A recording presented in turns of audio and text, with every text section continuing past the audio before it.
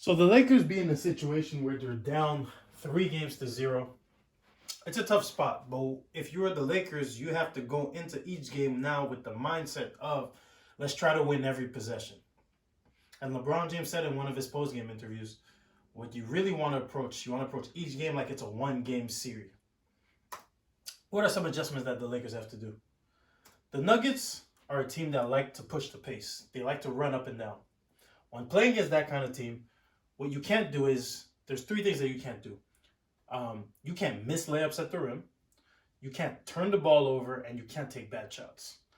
And you're looking at here, Lakers turning the ball over, seeing that it turns into easy layup from Jamal Murray, who had a phenomenal game.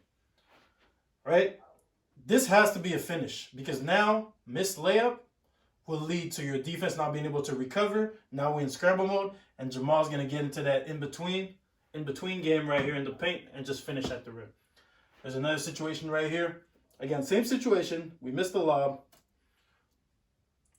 And now, we scramble. And Jamal is going to push it back because he likes this D-Lo matchup right here. And he's going to make a tough shot.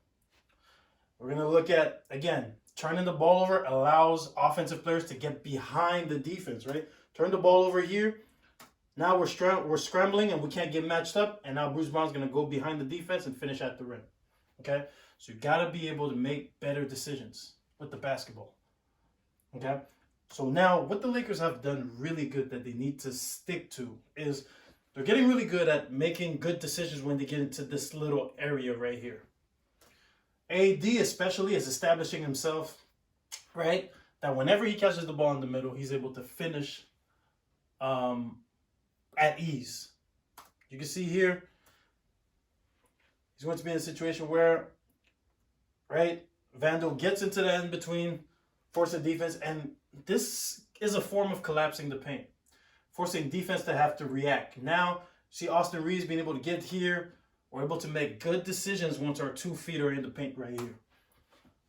Tag, take foul, that's a foul.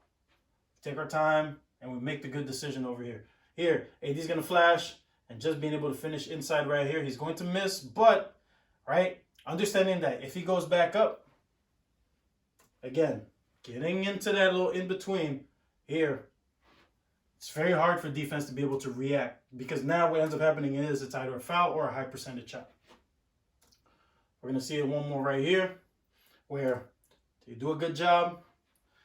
Now, when we don't get it over here, when we can't get there, they're doing a good job at getting the ball inside in the post. We're looking at AD is able to, yeah, same thing, get into that middle, right? Same thing, little middle area, floater up.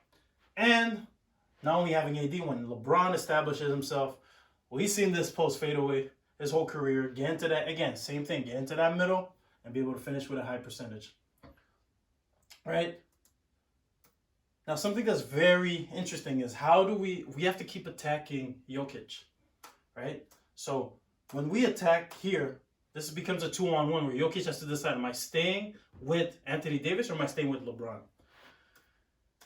There's different kinds of big men. Some bigs are really good vertically, which is those that are able to block shots, but we also have those who are tall but are not necessarily shot blockers. Jokic is the lather type.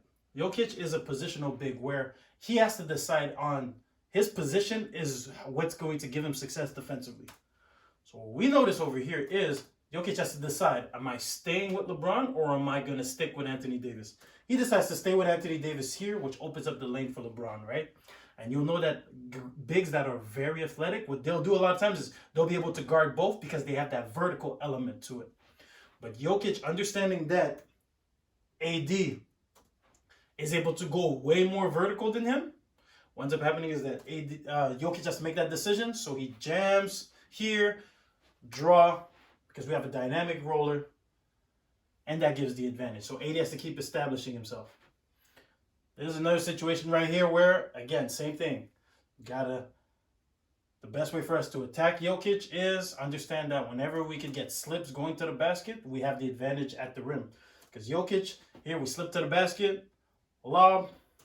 Jokic is not a shot blocker, so anytime we can get momentum, right? And this is where we're able to see it. able to see Anthony Davis get downhill with momentum. Anytime he has momentum, that's an advantage for the Lakers. This little slip, we catch the defense off guard. Momentum going to the basket. And you just got to make that finish. You just got to catch and just finish, right? So you just got to keep establishing himself.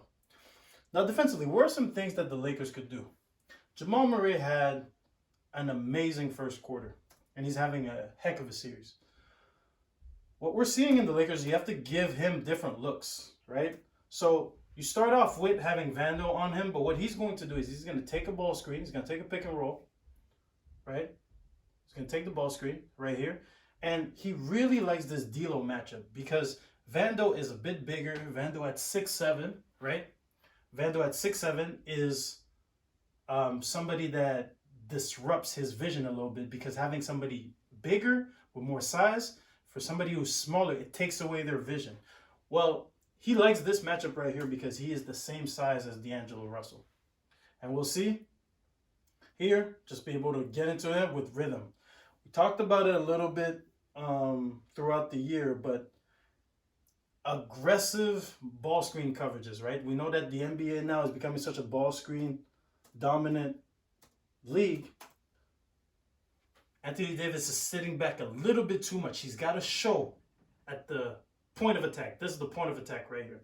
Because now Jamal comes off of this, very comfortable, and now he's able to make that play. And you're going to see it in a couple of different possessions. Again, talked about the D'Lo matchup. He really likes this D'Lo matchup. Same size, able to make that shot, right? So you got to throw different bodies, different coverages at him. Sometimes you might have to trap him, right? Say big, and then Anthony Davis sagging a little bit too back, but he's able to just get into rhythm, get into that shot. Gotta be a presence. Gotta be a presence at the height of the screen. So what AD has to do is be a little bit higher up to touch, right? And Vando cannot let Jamal Murray reject the screen because there's no, your defense is not set. So if he lets him reject the screen, what ends up happening is there's nothing. Then here, he's able to get into rhythm and just be able to shot. Okay?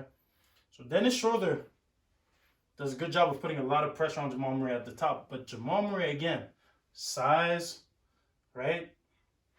Comes into a factor because now what he ends up doing here is I'm going to post him up and I have the size advantage right here. So did a good job at the front, taking him out of handling the ball, bringing it down. But now Jamal is now really good at being very versatile with how he's going to attack. Gets to his spot and just finish. So the Lakers have to do better decisions with the basketball. They have to keep switching it up on Jamal Murray and keep establishing themselves with what has been working for them. Same way as LeBron said, you got to be willing to treat this as a one-game series. Making those little adjustments, the Lakers give themselves a chance to do something that has never been done before.